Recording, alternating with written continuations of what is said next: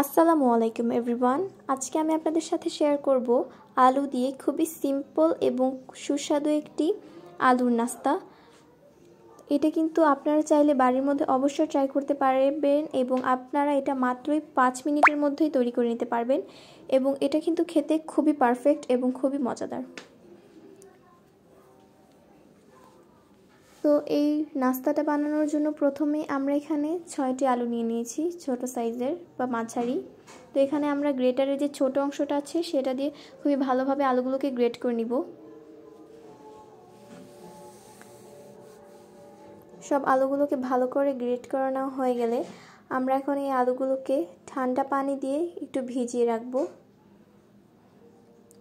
এবং খুবই ভালোভাবে আমি পানি দিয়ে আরও কয়েকবার আলুটাকে ভিজিয়ে আমরা এখানে কিছু মশলা ইউজ করব। 1 চা চামচ মরিচের গুঁড়া, 1/2 চা চামচ হলুদের গুঁড়া, 1 চা চামচ লবণ, জিরার গুঁড়া 1 চা চামচ এবং সামান্য গোলমরিচের গুঁড়া আপনার স্বাদ মতো ইউজ করতে পারেন। এখন আমরা এই সবগুলো মশলাকে আলুর মধ্যে ঢেলে দিচ্ছি। এখন আমি এখানে 5টা লাল মরিচ কেটে দিয়ে দিচ্ছি, আপনারা চাইলে সবুজ মরিচ ইউজ করতে পারেন। এখন খুবই ভালোভাবে মিক্স করে নেওয়ার পরে এখানে আমি এখন আমরা এতে 1/2 কাপ ময়দা বা আটা ইউজ করতে পারেন। এখানে আমি 1/2 কাপ আটা ইউজ করলাম যাতে আলুগুলো ছেড়ে না যায় তেল দেওয়ার পরে। তো এখন আমরা চুলার আঁচটাকে মিডিয়ামে রেখে সবগুলো আলুকে এভাবে ভেজে নিব। এটাকে আমরা চাইলে আলুর বড়া নাম দিতে পারি এবং চুলার আঁচটাকে কিন্তু মিডিয়ামে রেখে সবগুলো আলুকে ভাজতে হবে, এতে করে কিন্তু খুবই পারফেক্টভাবে আমাদের এই আলুর বড়াটা হয়ে যাবে।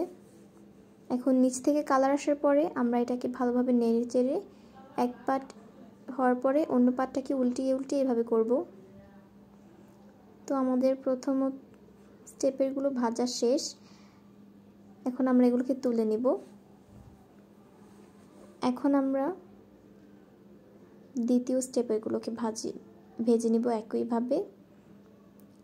তো আপনারা দেখতেই পাচ্ছেন বিকালের নাস্তার জন্য কিন্তু এই আলুর বড়াটা একদমই পারফেক্ট। সসের সাথে এটা কিন্তু খুবই সুস্বাদু লাগবে, আপনারা অবশ্যই এটাকে ট্রাই করবেন। ভালো লাগলে আমার চ্যানেলটাকে লাইক, শেয়ার এবং সাবস্ক্রাইব করে রাখবেন। আল্লাহ হাফেজ সবাইকে।